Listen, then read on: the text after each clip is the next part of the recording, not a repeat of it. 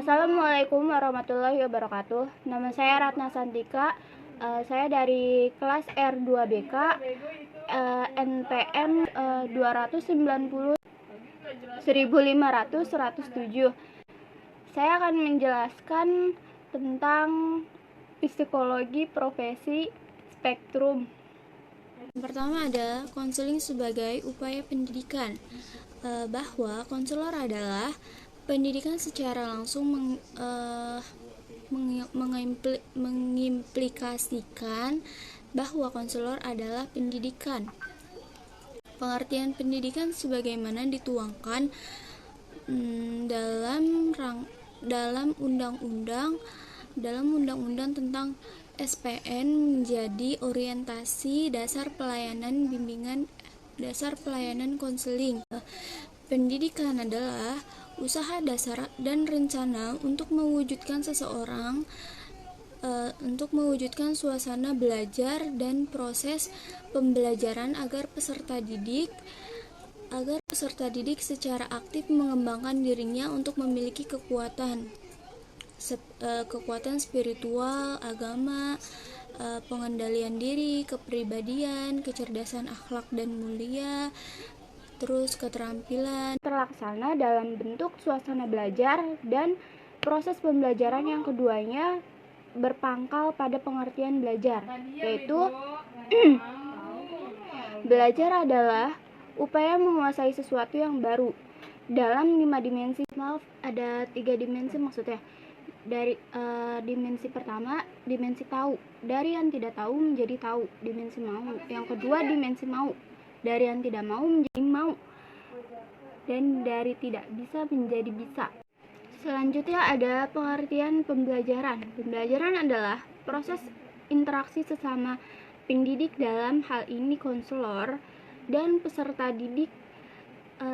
Dalam hal ini sasaran pelayanan konseling yang mana pendidik, maksudnya konselor, mengarahkan dan memfasilitasi peserta didik, klien atau konseli untuk menjalani suasana proses belajar secara aktif. Terus yang kedua, selanjutnya ada kegiatan belajar dan pembelajaran, merupakan wujud nyata upaya pendidikan dalam arti seluas-luasnya, termasuk profesi konseling dalam segenap jalur, jenjang, dan jenis pendidikan untuk semua sasaran pendidikan, termasuk sasaran konseling dalam belajar dan pembelajaran itu pula dialami, dilatih, dan dipraktikkan. Selanjutnya yang kedua, konselor sebagai pendidik profesional. Undang-Undang SPN menegaskan bahwa konselor adalah pendidik profesional sebagaimana kualifikasi pendidik lainnya, yaitu seperti guru, dosen, pamong belajar, tutor, terus fasilitator, dan instruktur. Dan ditegaskan bahwa pendidik profesional harus menguasai 4 kompetensi. Yang pertama, kompetensi pedagogik, kepribadian sosial, dan profesional. Kompetensi pedagogik merupakan kompetensi dasar kemauan, yaitu ilmu pendidikan yang di dalamnya terliput landasan filsafat kemanusiaan. Hal ini sangat perlu karena pendidikan adalah upaya diri untuk dan oleh manusia. Unsur komponen keilmuan yaitu ontologi, aksiologi, epistemologi. Terus ada komponen kepribadian. Yang pertama ada beriman dan bertakwa, cerdas, jujur, dan tangguh peduli. Terus ada kompetensi sosial.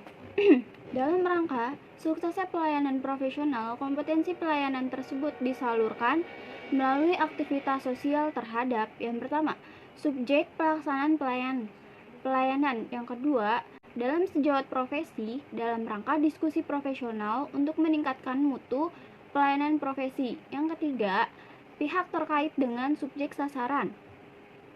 Pelayanan dalam rangka kerjasama, pengoptimalan proses dan hasil pelayanan. Yang keempat, proses lain yang terkait dalam rangka kerjasama, pengoptimalan hasil pelayanan termasuk alih tangan kasus. Terus ada kompetensi profesional. Yang pertama ada landasan keilmuan, kedua OPS, yang ketiga etika, yang keempat kompetensi pelayanan, yang kelima lapangan pengabdian. Yang ketiga itu ada OPS konselor. OPS konselor itu artinya pengembangan case dan penanganan case. Yang kedua itu KEST. Selanjutnya yang keempat, arah, etika, dan prosedur dasar. Seluruh unsur dan 4 kompetensi dasar konselor. Sebagai pendidik, profesional, kompetensi pedagogik, kepribadian sosial, itu menyatu dan bersinergi dalam berkimiawi, dalam arti konselor yang kemudian terimplementasikan dalam kegiatan yang nyata pelayanannya. Selanjutnya ada arah dan etika dasar. Upaya konseling bertujuan mengembangkan case dan case. Case itu kehidupan efektif sehari-hari. Terus kalau sedangkan case itu kehidupan sehari-hari yang terganggu. Terus ada upaya konseling terarah. Pada pembelajaran agar klien belajar dalam dimensi dari tidak tahu jadi tahu, dari tidak mau menjadi mau, dan dari tidak bisa menjadi bisa. Terus ada prosedur dasar. Yang pertama ada pengantaran, terus penjajakan, penafsiran, pembinaan, dan penilaian. Yang kelima, pengertian konselor pada pasal 1 ayat 6 tahun 2003 Undang-Undang Nomor 20. Menurut Undang-Undang Nomor 20 tahun 2003 tentang sistem PNP 1 ayat 6, yang dimaksud dengan pendidikan adalah tenaga kependidikan yang berkualifikasi sebagai guru, dosen, konselor, pamong belajar, terus tutor, instruktur, fasilitator, dan sebutan lain sesuai dengan khususnya, serta berpartisipasi dalam dunia pendidikan. Sekian presentasi dari saya.